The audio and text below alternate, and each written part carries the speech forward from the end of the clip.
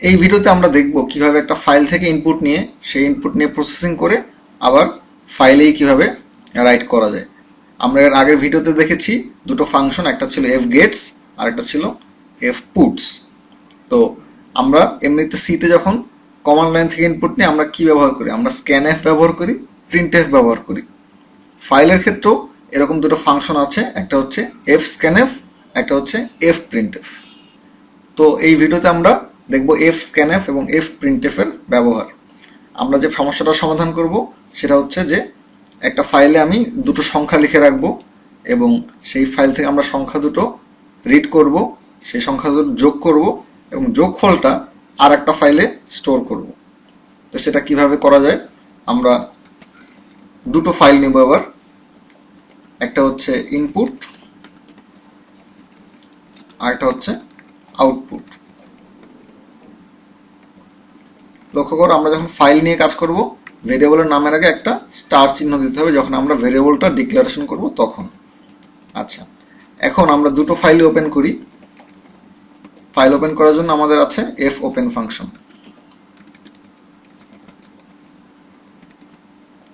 আমি ধরা যাক ইনপুট ফাইলটার নাম দিলাম input.txt এবং এটা খুলবো আমরা রিড মোডে।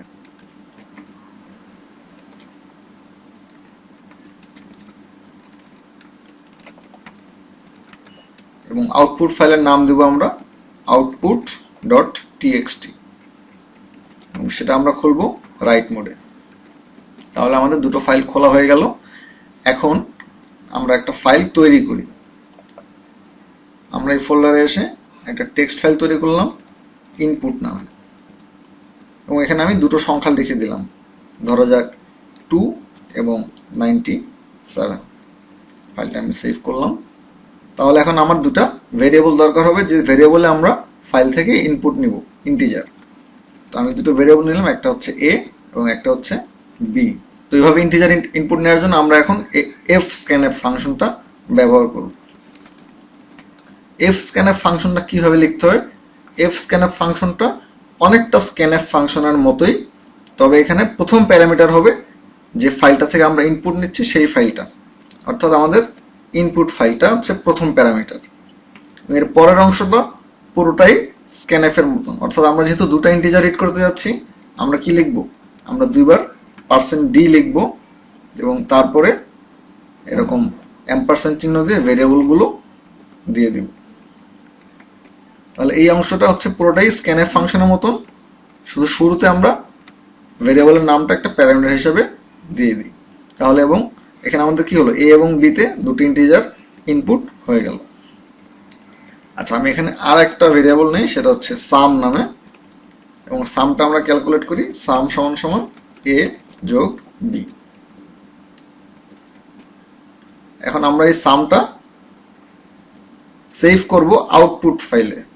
তাহলে প্রিন্টএফ এর মতন আরেকটা ফাংশন ব্যবহার করব, সেটা হচ্ছে এফ প্রিন্টএফ এবং এটাও প্রিন্টএফ এর মতোই, শুধু আমাদের শুরুতে ফাইলটার নাম বলে দিতে হবে। তাহলে আমি আউটপুট ফাইল বলে দিলাম এবং এখানে আমি একটা স্ট্রিং দিয়ে দিলাম, দ্য সাম ইজ %d। এখানে আমরা সাম নামের ভেরিয়েবলটা দিয়ে দিলাম। আচ্ছা, এই পর্যন্ত করলেই কিন্তু আমাদের কোডটা কাজ করবে। তবে এখানে শেষে একটা জিনিস বলি, যেটা আমি আগের ভিডিওগুলোতে দেখাইনি। আমরা যে ফাইলগুলো ওপেন করলাম, আমাদের যখন কাজ শেষ হয়ে যাবে তখন আমরা আবার ফাইলগুলো ক্লোজ করে দিব। তো সেজন্য আমাদের একটা ফাংশন আছে, সেটা হচ্ছে এফ ক্লোজ। তো আমি দুইটা ফাইলই এখানে ক্লোজ করে দেব।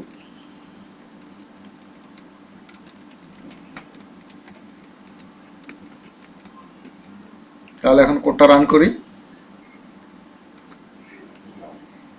কোডটা রান করলাম, কিন্তু দেখো স্ক্রিনে কিন্তু কিছুই প্রিন্ট হলো না, অথচ আমাদের প্রোগ্রামটা কিন্তু পুরোপুরি রান করেছে। তো আমরা এখন আমাদের এই ফোল্ডারটাতে চলে যাই।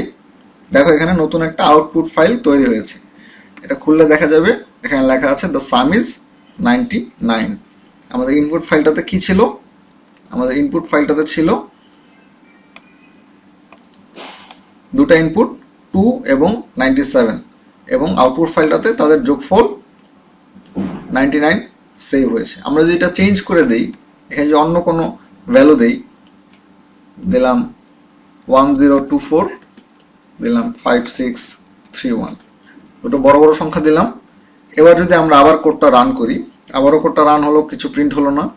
এখন যদি আমরা আউটপুট ফাইলটা খুলি, দেখা যাবে দ্য সাম ইজ 6655, অর্থাৎ সংখ্যা দুটোর যোগফল আউটপুট হিসাবে সেভ হয়ে গেছে। তার মানে এভাবে করে আমরা ফাইল ব্যবহার করে স্ক্রিন থেকে ইনপুট আউটপুট না নিয়ে প্রোগ্রাম লিখতে পারি। তো আমরা যখন ফাইলের ইনপুটগুলো পরিবর্তন করে দেব, আমাদের কোডটা সেই অনুযায়ী ইনপুট নেবে এবং কাজ করবে।